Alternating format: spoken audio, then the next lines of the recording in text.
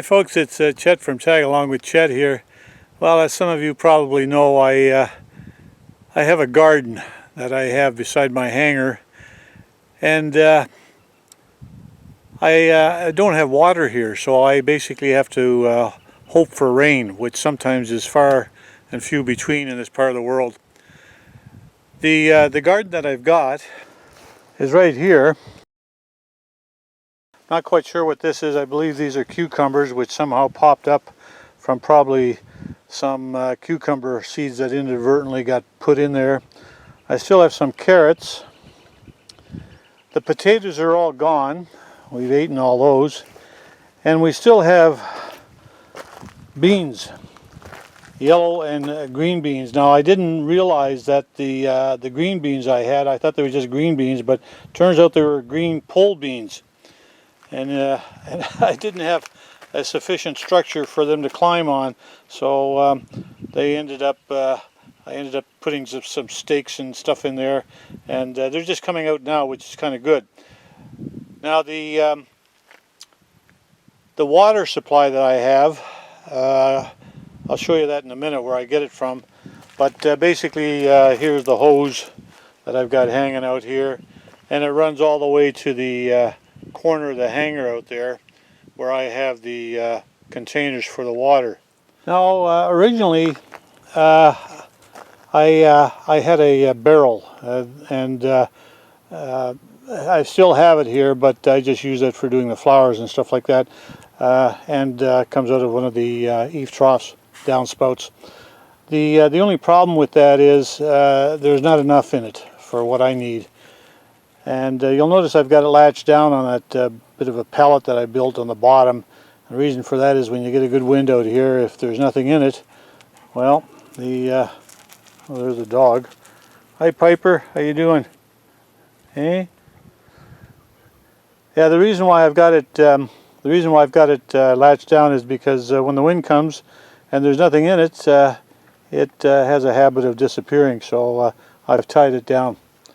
You can see where I have the drain hooked up, and it runs to a pump which runs on 12 volts, which is actually in the hangar itself, and then the hose just continues on down to the garden.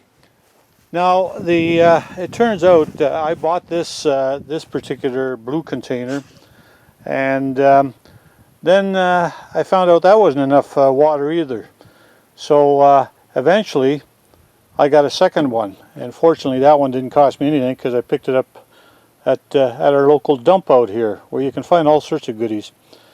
Now it did have a few leaks in it, which I used JB Weld on for water, and it works out quite well. And as you can see, there's another patch in there. You'll notice that this particular one, the first one, has an overflow amount of water in it because we had a thunderstorm last night and it filled up quite nicely. But just so that I can show you what I've done here, and I know we got more thunderstorms on the way, so I want to fill that last one up there again too, but I want to do it in sort of an automatic way. So this is what I've done. This is for vacuum flow pump or vacuum flow pipes, and I'm just going to take it apart here because I'm going to have to reprime it, and I'll show you what I do. Okay folks, so I've disconnected the strap that holds this in, and now what I'm basically going to do is just prime this by filling it full of water.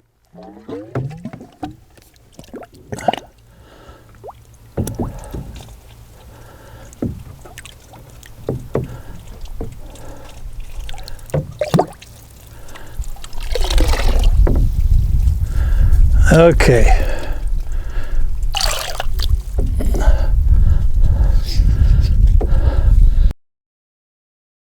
Now I'm going to quickly take this and flip it over into the empty tub.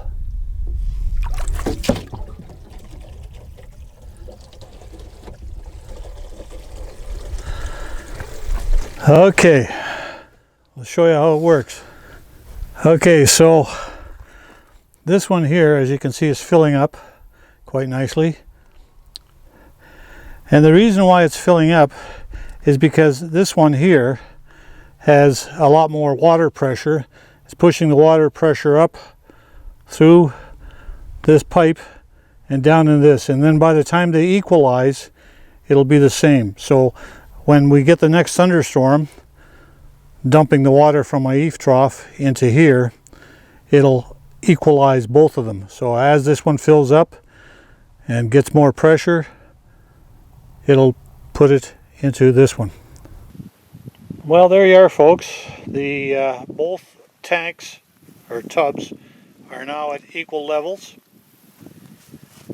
and the flow is stopped and will not reoccur until such time as I get additional water in here, and 2 tanks or 2 tubfuls will be sufficient to last me for a while. Thanks for watching, folks.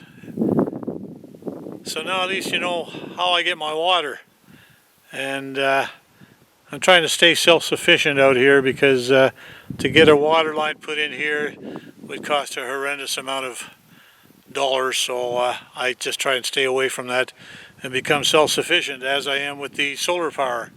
So anyway, thanks for watching, and we'll see you next time. Bye for now.